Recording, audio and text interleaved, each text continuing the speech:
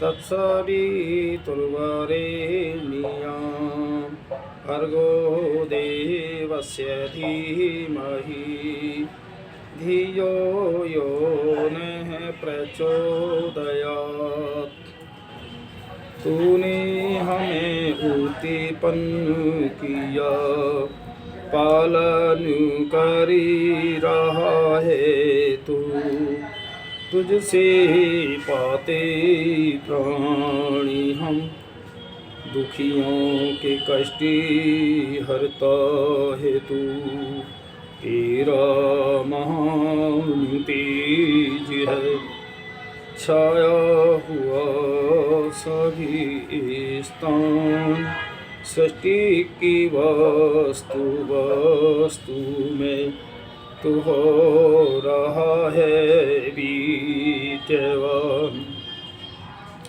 तेरा धरते ध्यान हम, मांगते तेरी दया। ईश्वर हमारी बुद्धि को श्रेष्ठ मार्गे परिचला। ओम भूर्भुवः स्वः तत्सवितुर्वरेण्यं भर्गो देवस्य धीमहि धियो यो नः प्रचोदयात्। आज मैं आर्यवेद दर्शन पर अपने चैनल पर मकर संक्रांति सौर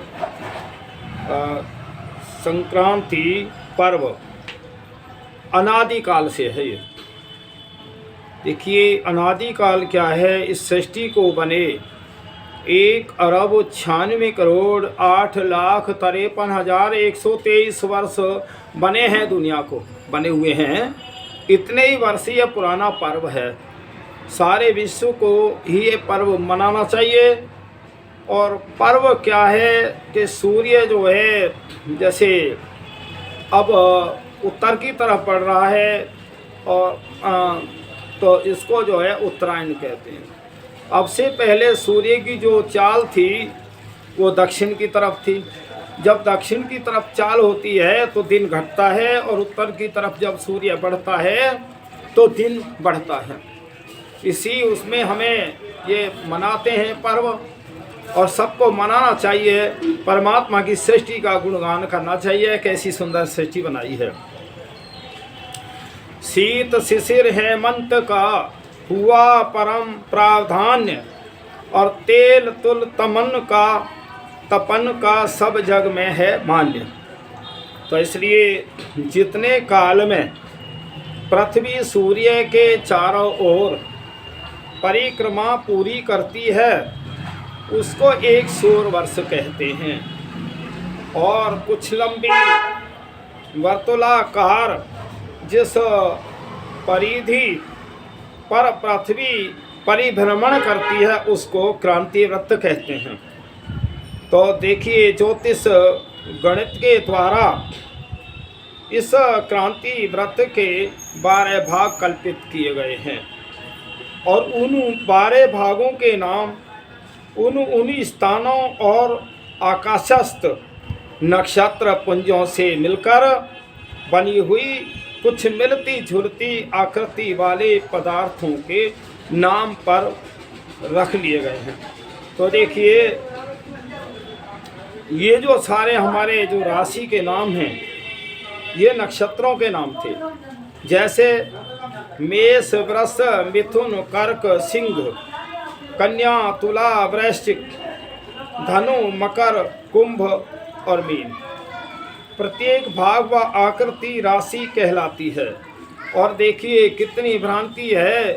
कुछ जो ज्योतिष वाले हैं, कुछ अपना हाथ पतरा देखने वाले होते हैं, उन्होंने मनुष्यों के नाम पे ही रख दिया। तेरी सिंह राशि है, तेरी कर्क राशि है, तेरी मीन राशि है।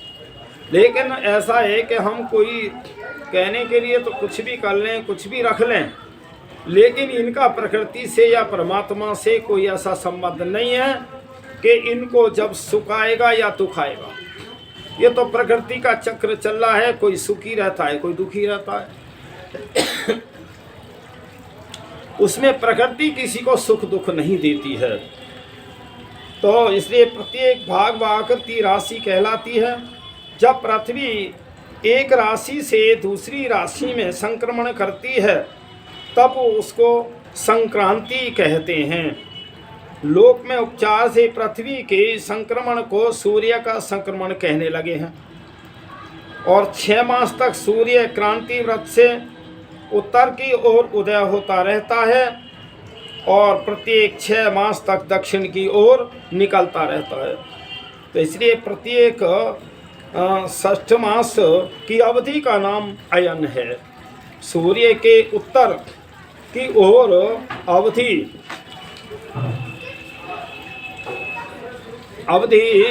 को उत्तरायण और दक्षिण की ओर उदय की अवधि को दक्षिणायन कहते हैं।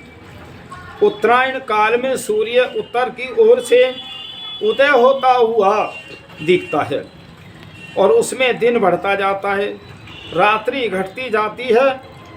दक्षिणायन में सूर्य उदय दक्षिण की ओर से दृष्टि गोचर होता है और उसमें रात्रि बढ़ती जाती है, दिन घटता जाता है।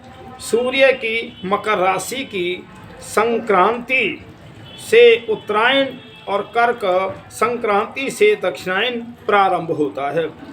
सूर्य के प्रकाश अधिक के कारण उत्तरायण विशेष और महत्वशाली माना जाता है। अतएव उत्तरायण के आरंभ दिवस मकर की संक्रांति को भी अधिक महत्व दिया जाता है और स्मरण अतीत चिरकाल से उस पर पर्व मनाया जाता है। तो देखिए, ये अनादिकाल से जो मकर संक्रांति का पर्व है, ये अनादिकाल से हम मनाते हैं, क्योंकि परमात्मा ने जो सृष्टि की रचना रची है, सूर्य 6 महीने में अपना वो दिन बढ़ता है, 6 महीने घटता है, तो ये उसमें हम इसको मनाते हैं। इसमें किसी का ग्रह नक्षत्र या ऐसा नहीं है कि भाई मनुष्यों के नाम इन ग्रहों पर रख लिए हैं, लेकिन ये भ्रांति है। तो अंत को उसका भी अंत आया। तो देखिए, पहले वो सर्दी भी जाती है, गर्मी आती है, मकर संक्रांति के मकर ने उसको निगल डाला। तो यहाँ वैदिक ग्रंथों में उसको देवयान कहा गया है और ज्ञानी लोग स्व शरीर त्याग तक की अभिलाषा इसी उत्तरायण में रखते हैं। तो देखिए, कई मान्यताएं हैं कि जो उत्तरायण में शरीर को त्याग है वो मुक्ति हो जाए, उसकी मोक्ष में जाए, लेकिन ऐसा भी नहीं है। मोक्ष तो हमें हमारे कर्मों से ही मिलेगा। तो इसलिए विचार अनुसार इस समय देह त्यागने से उनकी आत्मा सूर्य लोक में होकर और प्रकाश मार्ग से प्राण करेगी। देखिए, आजीवन ब्रह्मचारी भीष्म पितामहे ने इसी उत्तरायण के आगमन तक सरसैया पर शयन करते हुए प्राणोत्तक कृष्ण की प्रतीक्षा की थी। ऐसा प्रशस्त समय किसी पर्व बनने से कैसे वंचित रह सकता है। आर्य जाति के प्राचीन नेताओं विद्वानों ने मकर संक्रांति सूर्य की उत्तरायण संक्रमण तिथि का पर्व रचित कर दिया।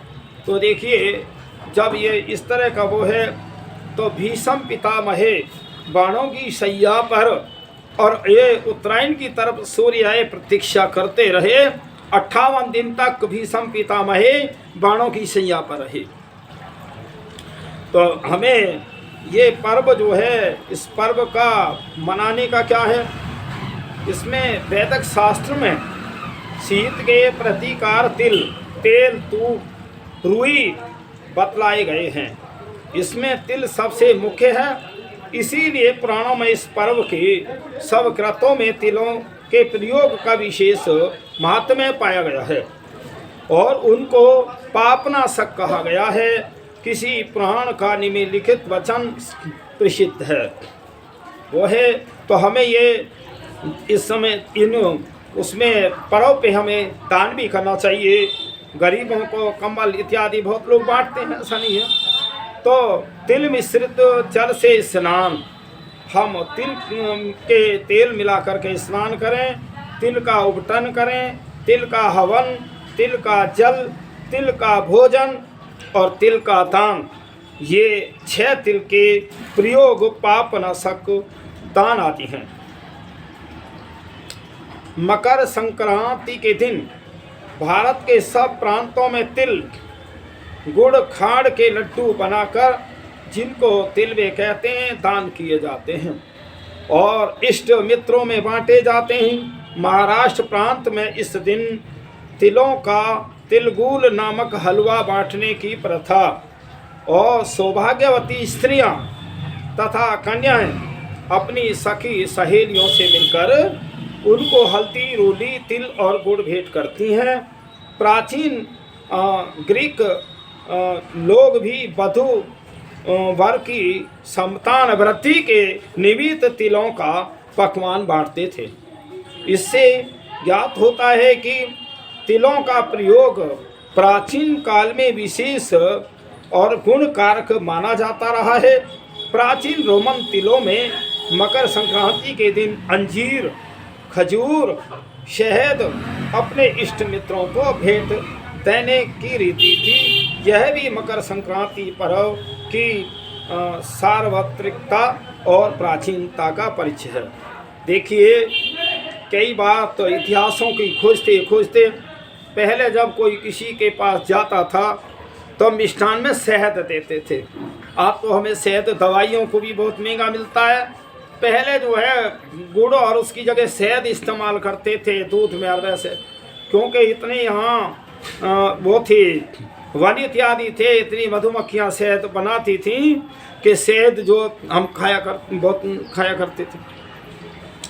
मकर संक्रांति पर दीनों को शीत निवारणार्थ कंबल और घृत दान करने की प्रथा सनातनियों में प्रचलित है।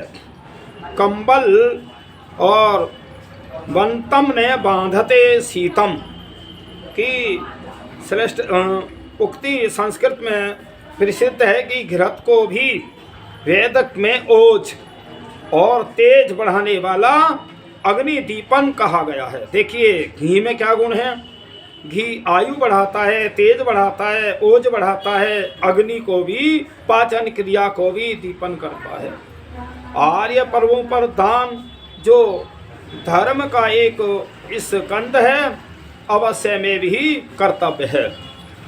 देखिए, गृह कृत्य में मकर संक्रांति के दिन सामान्य पर्वत में प्रदर्शित और विधान अनुसार गृह के परिमार्जन, शोधन, लेपन आदि के पश्चात नवीन वस्त्र, स्वदेशी वस्त्र परिधान रूप परिपूर्व सामान्य हवन करें। तो आज के दिन वो सभी को हवन करना चाहिए अपने घरों में, और प्रसाद इत्यादि दान जितना करें उतना अच्छा है। जिसके साकल्य में तिल और शक्करकरा का परिणाम प्रचुर मात्रा में होना चाहिए और आहुतियों की मात्रा स्व सामर्थ्य अनुसार बढ़ा देनी चाहिए। तो इसलिए कुछ विशेष आहुतियाँ हैं जो हमें वो आहुति इस दिन लगानी चाहिए। पश्चात तिल के लड्डू तिलवे होम यज्ञ में समागत पुरुषों को हुतशेष के रूप में समर्पण किए जाएं और स्व वित्तानुसार कंबल सहित दीन दुखियों को दान दिए जाएं। तो इसलिए प्रांत में सब आर्य सामाजिक पुरुष किसी प्रशस्त क्षेत्र में एकत्र होकर और दंड बैठक और रस्सा खींचना आदि के व्यायामों को प्रशंसन करके और महत उत्सव के आनंद को मनाना चाहिए। तो देखिए, ये मकर संक्रांति का जो इसी प्रकार हम अगर मनाते रहें, अनादिकाल से हम इसी पर्व को इसी प्रकार मनाते आए हैं और मनाते रहना चाहिए। अब थोड़ा सा जिस परम पिता परमात्मा ने इतना सुंदर संसार बनाया है, तो थोड़ा सा हम उसकी चर्चा भी कर लें। संसार के वाली ने संसार रचाया है, संसार रचाया है, कण कण में समाया है। कर दो पे सितारों में कैसी चमक निराली है, महताब में ठंडक है और शाम समय लाली है। कहीं श्याम घटाओं ने कैसा जल बरसाया है, संसार के वाली ने संसार रचाया है, संसार रचाया है, कण कण में समाया है। पतझड़ में बहारों में, फूलों में खारों में तेरा रूप झलकता है, रंगीन नजारों में भंवरों की गुजारों ने कैसा गीत सुनाया है। संसार के वाली ने संसार रचाया है, संसार रचाया है, कण कण में समाया है। कहीं निर्मल धारा है, कहीं सागर खारा है, कहीं गहरा पानी है, कहीं दूर किनारा है। जगदीश तेरी महिमा कोई जान पाया है। देखिए, आपने समुद्रों की यात्राएं की होंगी, मैं भी 2-4 बार गया हूँ, यात्रा रही है, तो मैंने समुद्र के जल को पी के देखा है। इतना नमकीन होता है कि आप उसे पी नहीं सकते। और जो समुद्र के किनारे जो कुछ मतलब एरिया खाली रहता है या होता है, जहाँ समुद्र का पानी बाढ़ इत्यादि में आ जाए तो फसल नष्ट हो जाती है। और देखिए, वही जो है समुद्र का पानी को जो है बादल लेकर जाते हैं, ऊपर से फिर बरसात होती है, ऊपर जाता है। जब हम बरसात का पानी पीते हैं, मीठा निकलता है, बहुत अमृत हो जाता है। तो इसी एक ऐसी परमपिता परमात्मा की रचना है भाई। आप बहुत गहराई में भी जाएं तो उसकी रचना को बहुत पूरा समझना बहुत कठिन है। संसार के वाली ने संसार रचाया है, संसार रचाया है, कण कण में समाया है। कोई चार के कंधे पर दुनिया से जाता है, कोई ढोल बजा करके बारात सजाता है। बेमोल सृष्टि का कैसा चक्र चलाया है, महेंद्र ये सृष्टि का कैसा चक्र चलाया है। संसार के वाली ने संसार रचाया है, कण कण में समाया है। संसार के वाली ने संसार रचाया है।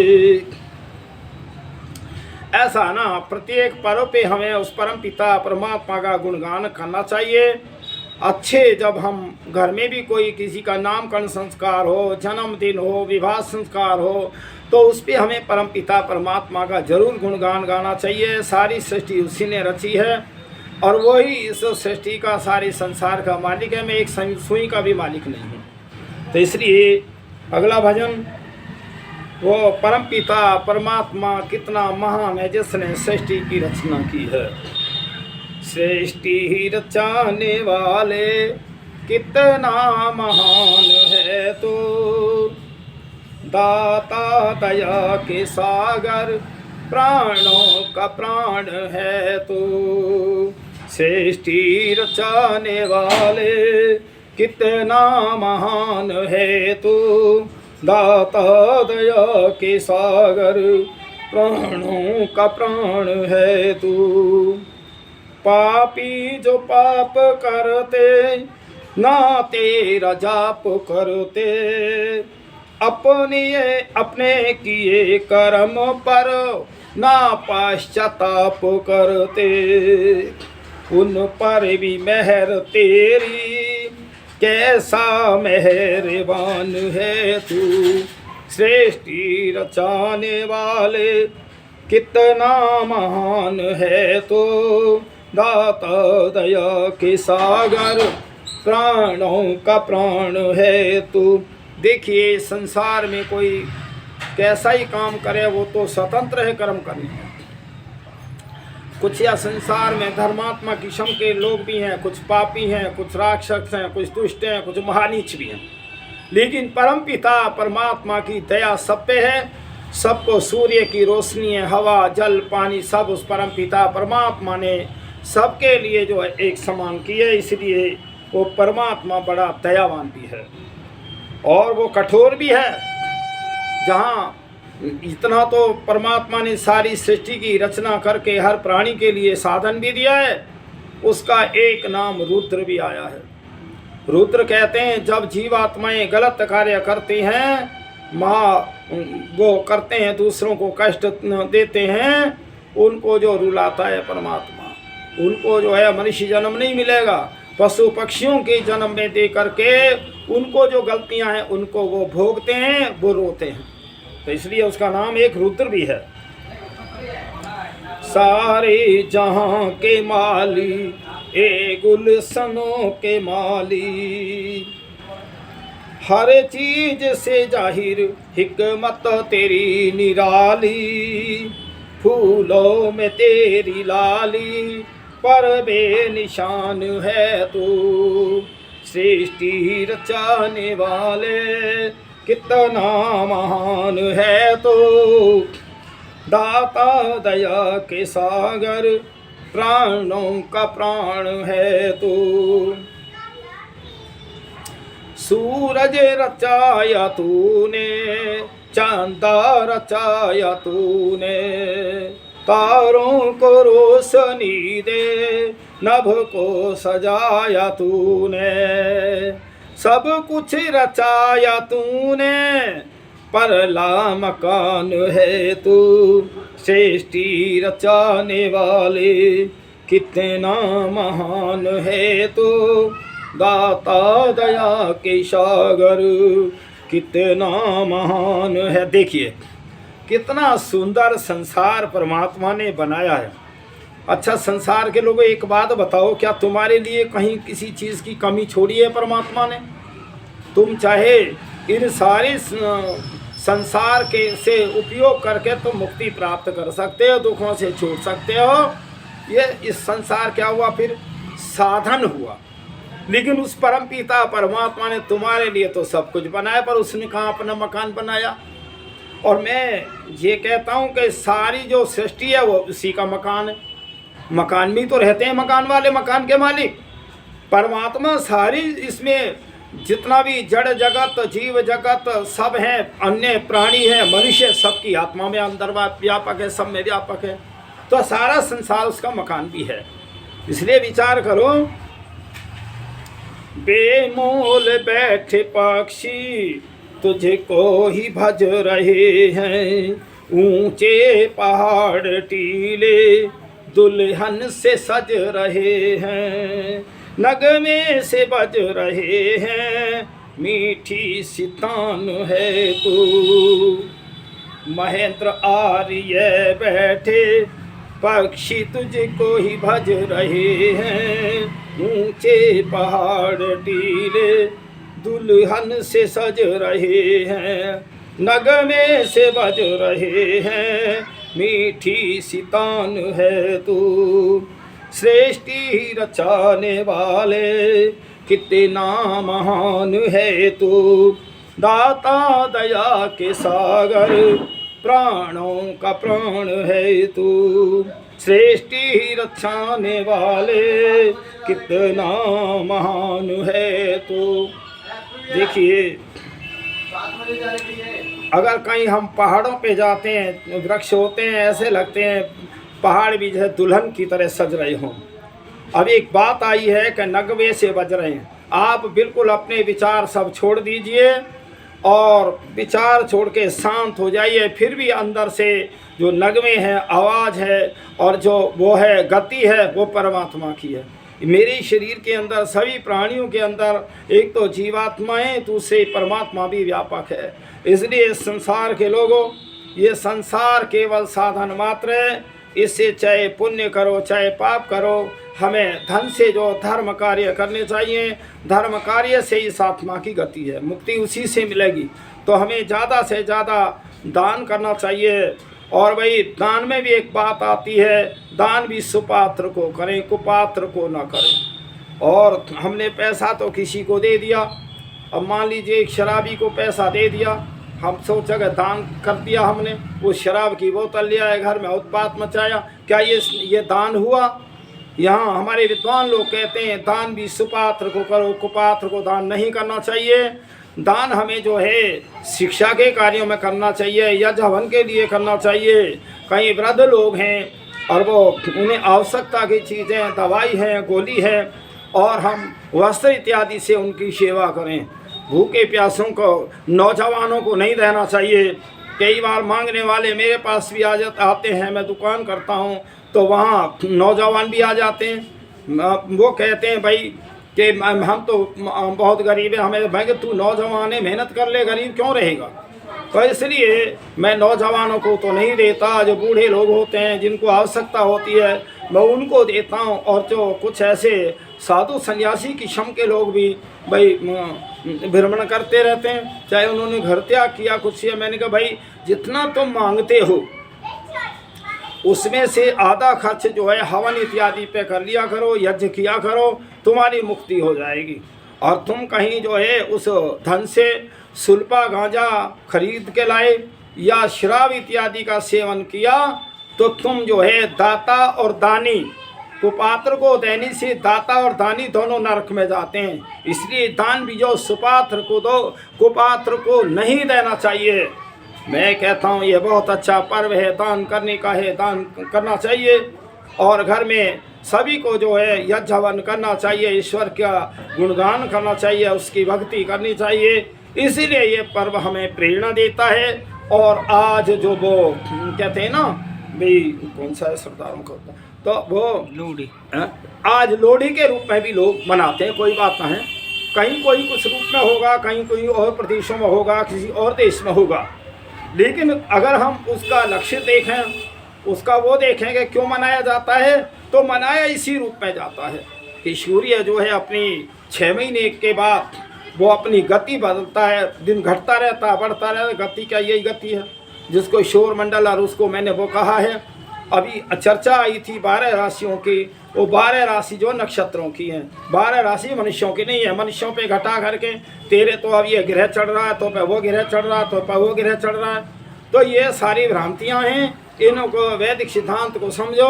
ये दुनिया के लोगों, तुम आर्य बनो, तुम श्रेष्ठ बनो, तुम वेदों को पढ़ो, तुम आर्यों की बात मानो, ऋषि मुनियों की बात मानो, निश्चित कल्याण हो जाएगा।